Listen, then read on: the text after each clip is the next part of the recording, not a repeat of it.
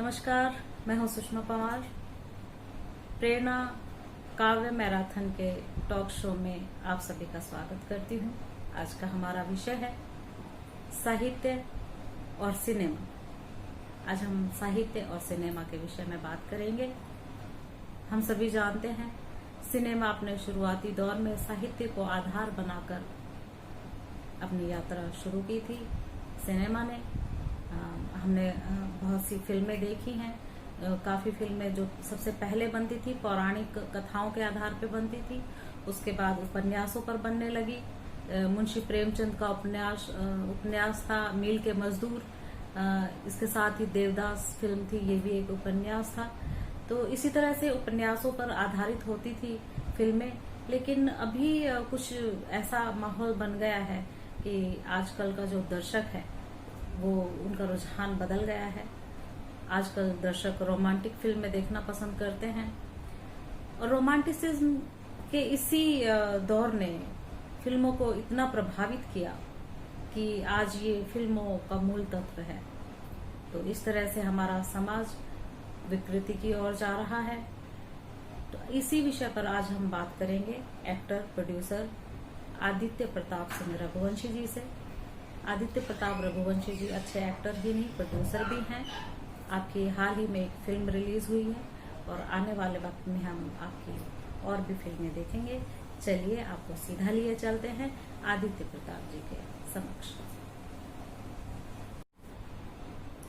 नमस्कार आदित्य जी, प्रेरणा दर्पण साहित्यिक एवं सांस्कृतिक मंच पर आपका स्वागत है। जैसा कि हम बात कर रहे हैं, चर्चा कर रहे हैं साहित्य और सिनेमा पर, तो आप भी सिनेमा जगत से जुड़े हैं।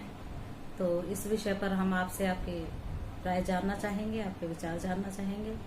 तो इसी को आगे बढ़ाते हुए मैं आपसे जानना चाहती हूँ कि सिनेमा और साहित्य ललित कला के दो धरातल हैं। इन दोनों के अंतर संबंध पर आपकी क्या राय है? हाँ, बिल्कुल बिल्कुल। साहित्य और सिनेमा दोनों एक दूसरे के बिल्कुल परस्पर सहयोगी हैं और एक तरह से कहा जाए ये ललित कला के एक सिक्के के दो पहलू हैं। लेकिन साहित्य में देखिए, साहित्य में एक आपका एक शुद्धता होती है। साहित्य में हम किसी एक भाषा में अपनी पकड़ बना के रखते हैं, जैसे व्याकरण होती है उसमें। और साहित्य क्या होता है कि साहित्य समाज में हो रही चीज़ों की व्याख्या होती है। कवि या कोई रचनाकार अपने तरीके से उसको जो है प्रस्तुत करता है, वो चाहे वो कविता के माध्यम से हो, चाहे किसी काव्य या महाकाव्य के माध्यम से हो, और वो जनता तक अपनी बातों को बड़ी सहजता से लेके जाता है।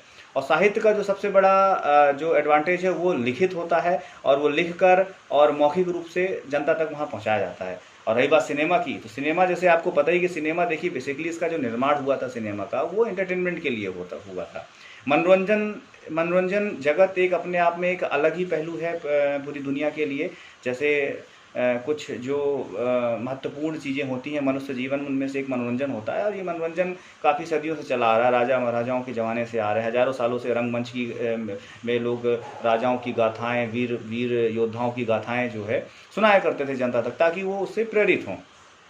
अब सिनेमा और साहित्य में जो अंतर संबंध है वो यही है कि साहित्य से निकलकर सिनेमा आया है, और सिनेमा ही साहित्य को आगे कहीं ना कहीं जो है आगे बढ़ा रहा है। और कहीं ना कहीं जो है उसके माध्यम से, चाहे वो संगीत हो, और चाहे वो कविताएं हों, और चाहे वो किसी प्रकार का रंगमंच से निर्मित पूरा एक ड्रामा ही क्यों ना हो, उसको जनता तक ले जाता है, बड़ी सहजता से ले जाता है।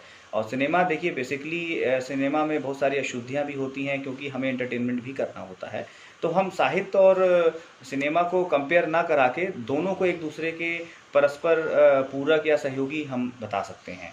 यही मेरी समझ से तो मेरा कमेंट्स यही है। कुछ एक अपवाद छोड़ दें तो हमने अक्सर देखा है कि हिंदी सिनेमा हिंदी साहित्य के प्रति उदासीन रहा है। इसका मुख्य कारण क्या मानते हैं आप?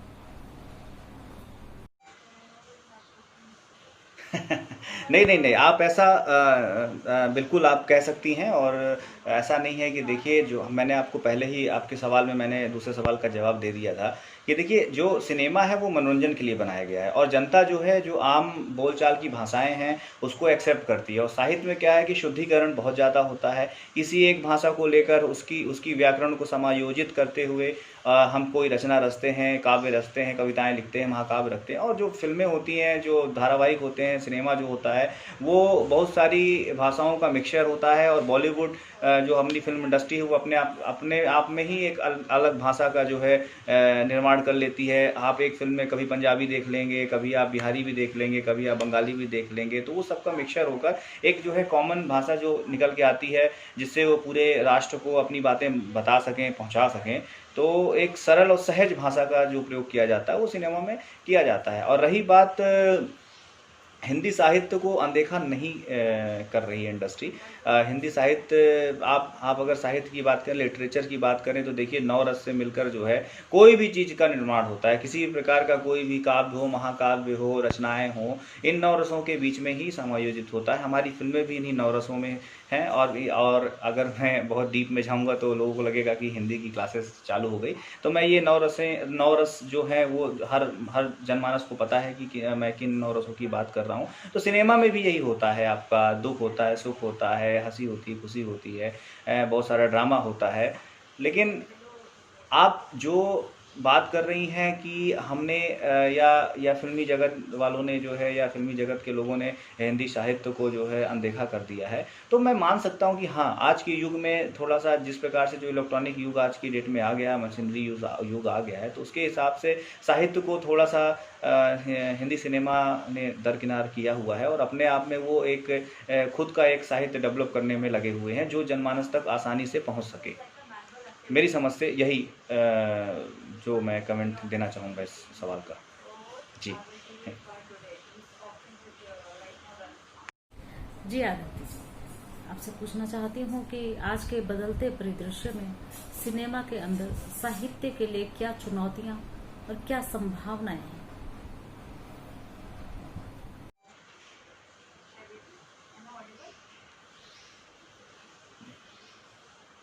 जी, जी, जी, बिल्कुल, बिल्कुल। साहित्य की देखिए सिनेमा में चुनौतियाँ तो लगातार होती रही हैं, क्योंकि साहित्य अपने आप में एक बदलाव की कड़ी होता है और साहित्य ही समाज को बदलाव की दिशा में ले जाता है, या बदले हुए समाज की व्याख्या ही साहित्य होती है। और रही बात फ़िल्मों की, तो फ़िल्मों में साहित्य के लिए चुनौतियाँ भी हैं और उसके लिए स्कोप भी बहुत है। देखिए अभी जिस प्रकार से देखिए हम लोग आगे बढ़ रहे हैं, तो अभी तक हम लोगों ने अपना खुद का सिनेमा जो है अपने अपने तरीके से स्टोरियाँ बनाता था और उसमें संगीत इन्वॉल्व करता था, और बहुत सारी जो है काल्पनिक चीज़ों को वो लेके आते थे। लेकिन अभी जो सिनेमा एक नए दौर में जा रहा है, जिसमें हम साहित्य को साथ में लेकर उसके परस्पर सहयोगी बनते हुए और उसको बहुत अच्छे तरीके से हम आगे जो है डेवलप करके जो है जनता तक लेके जा रहे हैं, पूरी दुनिया के लिए लेकर जा रहे हैं। तो साहित्य का बहुत बड़ा स्कोप है आने वाले टाइम पे सिनेमा में। और हमारा साहित्य इतना मजबूत है, हमारा लिटरेचर इतना मजबूत है कि उससे पूरी दुनिया को सीखने की आवश्यकता है। तो अब जनमानस को साहित्य की सरल भाषा में सिनेमा जो है वहाँ तक पहुँचेगा और साहित्य की महत्ता को बताएगा। मेरा तो यही मानना है कि आने वाले टाइम पे साहित्य का बहुत बड़ा स्कोप है और सिनेमा इसको चुनौती के जैसे भी लेता है, क्योंकि अभी तक हम लोगों ने काल्पनिक कहानी और काल्पनिक कैरेक्टर्स पे काम किए, लेकिन साहित्य एक लिखा हुआ और व्याकरण युक्त लिटरेचर हमारे पास है, जिसको हम आगे चल के बहुत अच्छी तरीके से जनता को एक आसान भाषा में, आसान शब्दों में लोगों तक हम इसकी व्याख्या ज़रूर पहुंचाने की कोशिश करेंगे। और Bollywood industry, Hindi film industry इसको कर भी रही है बखूबी। आने वाली जो हालांकि कुछ सालों में जो फिल्में आई हुई हैं, जो बड़ी बड़ी फिल्में आई हुई हैं, बाहुबली जैसी, ये सब इस बात का जो है प्रमाण है कि हम साहित्य को साथ में लेकर चल रहे हैं। जी बिल्कुल। सिनेमा पर समाज का प्रभाव समाज की मानसिकता पर निर्भर करता है, इस पर आपकी क्या राय है?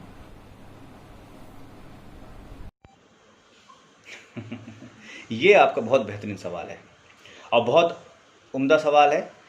समाज में सिनेमा का आप इस कदर प्रभाव पड़ता है कि इसका अंदाज़ा सिनेमा बनाने वाले भी नहीं लगा सकते हैं और सिनेमा देखने वाले भी नहीं लगा सकते हैं। आपने पिछले कुछ वर्षों से जब आपने देखा होगा जिस प्रकार से इलेक्ट्रॉनिक मीडिया बहुत तेज़ी से आगे बढ़ रहा है, इवन आज हम अपना मनोरंजन का साधन अपने मोबाइल तक लेके आ रहे हैं, तो उससे अंदाज़ लगा लीजिए कि हर घर, हर बच्चे, हर व्यक्ति के तक जो है सिनेमा की पहुंच है। और सिनेमा ही एक ऐसा जरिया है, और सिनेमा एक महत्वपूर्ण जरिया है कि जनमानस की सोच को बदला जा सकता है, और जनमानस की सोच पटल को जो है किसी भी तरीके से, किसी भी दृष्टिकोण में लाया जा सकता है। तो सिनेमा को अभी बहुत जिम्मेदारी पूर्वक अपना कार्य निभाना पड़ेगा, क्योंकि इसका असर बहुत पड़ता है। पिछले कुछ वर्षों में हम लोगों ने देखा है कि सिनेमा में जब हमको जो है कोट पैंट पहनना सिखाया, तो हम लोगों ने खूब कोट पैंट पहनना सीखा। शादियों में फिर हमको सिनेमा ने सिखाया कि शेरवानी पहनना चाहिए। तो आज देखिए आप, समाज में जो है कोट पैंट उतार के लोग जो है अब शेरवानी जो है पहनना चालू कर दिए शादी ब्याह में। तो जिस प्रकार से सिनेमा दिखाता है, वो चाहे फैशन इंडस्ट्री में हो, चाहे वो आपका इंफ्रास्ट्रक्चर में हो, जैसे आपका घर है कितना खूबसूरत होना चाहिए, बंगले कैसे बनाने चाहिए, आर्किटेक्चर हो, वो सारा चीज़ जो है सिनेमा आपको देता है। इंटीरियर आपको सिनेमा देता है, और आपके अंदर एक सोच पैदा करता है कि आपको उस जैसा बनना है। तो जो सिनेमा में दिख रहा है, वैसी गाड़ी होनी चाहिए, वैसा हमारा स्टेटस होना चाहिए। तो सिनेमा आपको बदलता है, बहुत अच्छी तरीके से बदलता है। और साहित्य का जो नॉलेज है, वो सिनेमा कहीं ना कहीं जनमानस तक बड़ी आसान भाषा में जो है प्रोवाइड भी कर रहा है। तो साहित्य के दृष्टिकोण से भी सिनेमा बहुत अच्छा काम कर रहा है, और सिनेमा को बहुत जिम्मेदारी पूर्वक जो है अपना ये कार्य निभाना चाहिए, और जनता के लिए एक अच्छे कंटेंट बनाकर और अच्छे तरीके से जो है देश और जनता की जो है सेवा करनी चाहिए। और सिनेमा बहुत बड़ी जिम्मेदारी है, सिनेमा में काम करना, सिनेमा में कंटेंट क्रिएट करना, क्योंकि ये समाज को डायरेक्ट इम्पैक्ट करता है। ये छोटे छोटे बच्चों को इम्पैक्ट करता है। शक्तिमान आया था तो छोटे छोटे बच्चे जो है उंगली हवा में उड़ाकर जो है घूमने लगे थे। तो इससे एक छोटा सा उदाहरण मैंने आपको दिया है ना। सलमान कभी कभार जो है फटी जीन्स पहन के आ जाते हैं, डांस करने लगते हैं, तो पूरा देश में जो है युवा जो है फटी जीन्स पहनकर उनको लगता है कि ये फैशन है, और वो उसको पहन के बड़ा गौरवान्वित महसूस करते हैं। तो ये एक चंद उदाहरण है, और इसका सकारात्मक और नकारात्मक दोनों प्रभाव पड़ता है। तो मेरी समझ से मेरा तो ये आह्वान है, और मैं हिंदी फिल्म इंडस्ट्री में काम कर रहा हूँ, तो और उसके नाते मैं जो है बहुत जिम्मेदारी पूर्वक ये बात मैं कहना चाहता हूँ कि सिनेमा को बहुत जिम्मेदारी पूर्वक अपना जो है कंटेंट क्रिएट करके जनता तक ले जाना चाहिए, ताकि देश और समाज को एक सही दिशा में ले जाया जा सके। जी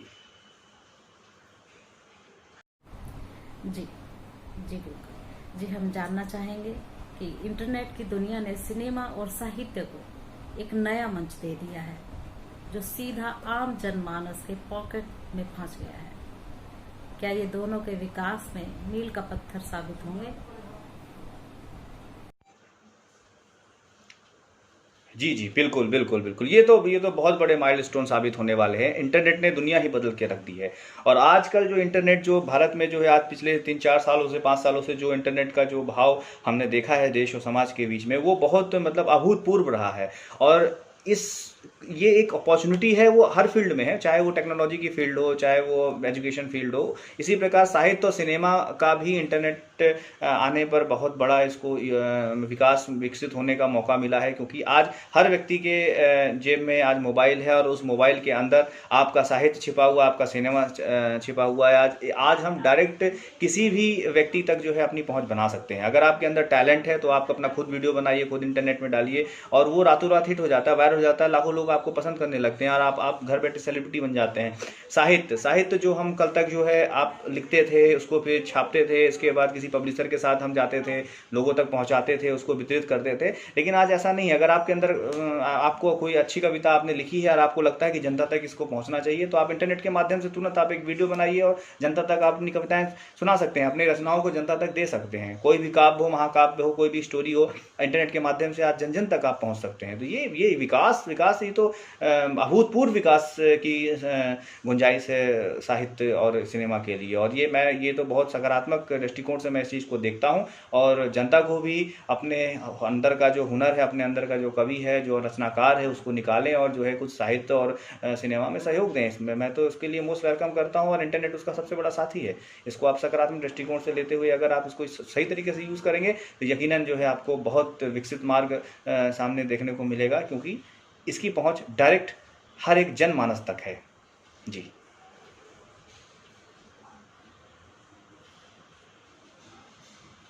जी, बहुत बहुत धन्यवाद आपका कि आपने हमें अपने इस टॉक शो में जो है मौका दिया बात करने का और अपने विचारों को साझा करने का।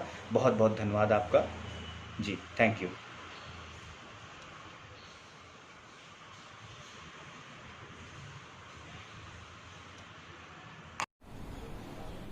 आदित्य प्रताप जी, आज आप हमारे मंच के साथ जुड़े। आपने बड़े ही सहज भाव से हर प्रश्न का उत्तर दिया, आपने विचार रखे, काफी सारी चीजों से हमें अवगत करवाया।